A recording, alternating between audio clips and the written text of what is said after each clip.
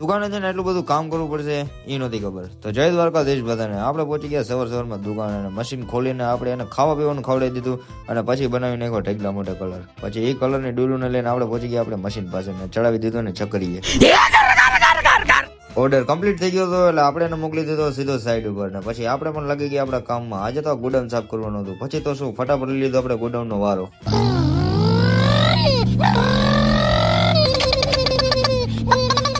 Godown સાફ કરતા કરતા આપણને લાગી ગઈ ભૂખ એટલે આપણે નીકળી ગયા ઘરે જમવા માટે. પહોંચી ગયા સીધા ઘરે જમવા માટે. કઈ પણ રાહ જોયા વિના આપણે બેસી ગયા સીધા જમવા માટે. જમી કરીને ફટાફટ નવરા થઈ ગયા અને નીકળી ગયા દુકાને જવા માટે. પહોંચી ગયા સીધા દુકાને આવીને સવારનું જે કામ આપણું પેન્ડિંગ હતું એ આપણે પાછું ચાલુ કરી દીધું. વચમાં બીજું એક કામ લઈ લીધું સેલ પરચેસ મારવાનું. સેલ પરચેસ ફટાફટ મારીને આપણે લાગી ગયા આપણા કામમાં. ધીરે ધીરે કરીને બધો માલ ગોઠવાતો તો મજા આવતી હતી એટલે બધો માલ આપણે ફટાફટ ગોઠવી દીધો. અને પછી આ રહ્યું જો આપણી દુકાનનું લુક કેટલી ચકાચક લાગે છે. માલ ગોઠવતા રાત કેમ થઈ ગઈ ખબર જ ન પડી એટલે આપણે બધા મશીન ફટાફટ બંધ કરી દીધા અને ધરમભાઈને લઈને આપણે નીકળી ગયા ઘરે જવા માટે. અને આપણે પહોંચી ગયા ઘરે.